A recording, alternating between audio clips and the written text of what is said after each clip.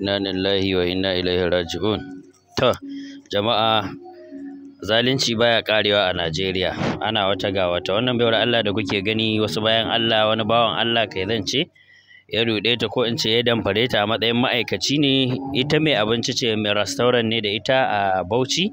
Ya ruɗe ta da niyyar cewa ta yi wa mutane mutum 3,000 abinci na kwana 3, za ta kawo musu irin contract ɗin nan. Ta tattara kuɗi ta da bashi da waye ta tattara ta wannan abinci.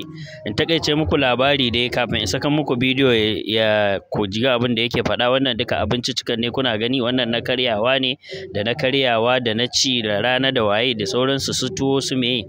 Baiwar Allah nan ta haɗa kuɗi har da bashi ta yi wannan abinci, gashi nan ya tafi ya batta. Tana ta kiran wayarsa akan cewa ya zo ga abincin an gama, amma bawan Allah nan ya kashe waya. Ta bi shi har ofis, ta gan shi ya ce bari sai an jima ta kawo. Magana ake da yanzu abu ya kai wajen karfe 8 na dare, amma abin ya gagara har yanzu bai zo ya karɓa ba. Shine take neman bayan Allah da su daure su taimaka, magabata manyan mu na arewa masu hali su daure su zo su ce wannan abincin ko da sadaka ne su bayar domin ta samu ta biya bashi shikan da ta ci ta wannan abinci.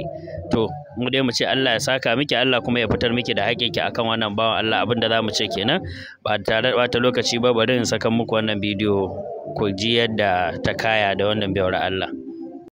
Assalamu alaikum, 'yan arewa, 'yan Najeriya. Ina muku gaisuwa da fatan alkhairi. Sunana Hajiya Aisha. Ni caterer ce, ina harkan abinci a nan cikin garin Bauchi. Restaurant ɗina yana nan cikin Teaching Hospital bayan ATM nan cikin garin Bauchi. Yau na koyi wani babban darasi a rayuwa na yau. Na yi abinci, wani ya bani kwangilan yin abinci na mutum 9,608, kuma aikin na kwana 3 ne, zan kai local government guda 3. To jiya ya kira ni da yamma sai ya ce mun aikin ya taso za a fara yau.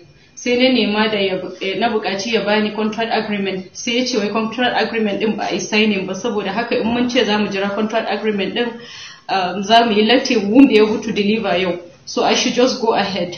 Sai na ce okay, no problem.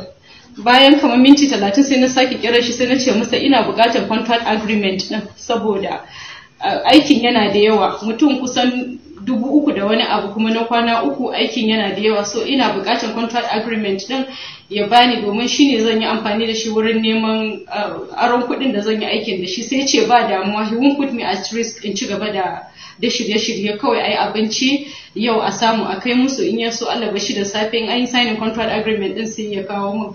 Sai na ce to ba damuwa. Nan take na kira ma'aikata na waɗanda suke zuwa a yi aiki da su idan kwangila ya tashi, suka aka zo aka kwana ana ta aiki. Da muka gama aiki muna kusan gama wurin karfe 10 na safe, sai na kira shi, ne ta kiransa a waya bai daga ba. Sai na yi masa text na ce ina buƙatar number, ya bani number mutanen da za su karɓe abinci a shi wa'annan local government inda za mu kai abincin, da number da kuma adireshi inda za a kai abincin. Sai na yi mai text na tura masa, sai ya reply lokacin ana neman karfe 11 kenan, sai ya ce wai na dan dakata tukunna. Sai na ce to ba damuwa.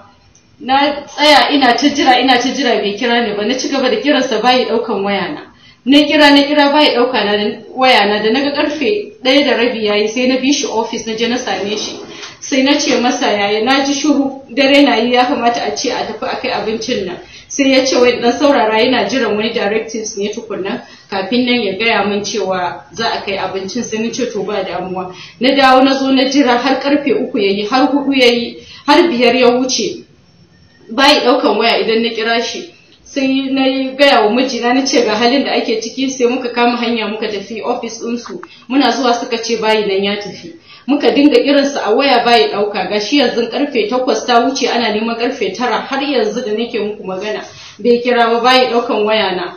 Gashi an bani da abinci, abin karin kumallo na mutum 3,000, abincin ci na mutum 3,000. Wayannan kaɗan kenan daga cikin abubuwan da muka yi. Ka biyo ni saboda a nuna musu sauran abubuwan su gani. Ka biyo ni da sauri.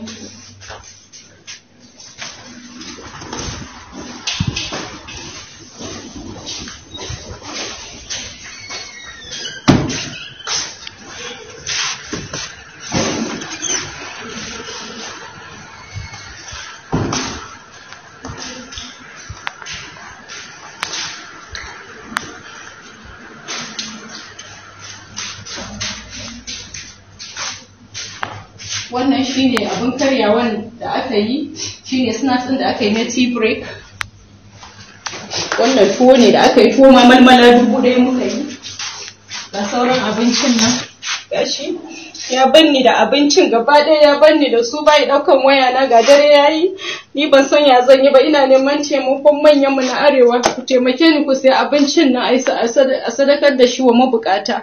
Ina neman taimakon manyan mu na arewa su taimake ni su sai abincin nan domin a yi sadaka da shi. Ban san ya zan yi ba. Mutane sun ce mun wai in kai shi wurin 'yan sanda. Yanzu 'yan sanda ba za su mun maganin abin da yake damuna ba. Yanzu gashi nan kaya an banni da shi, kuma kayan kuɗi.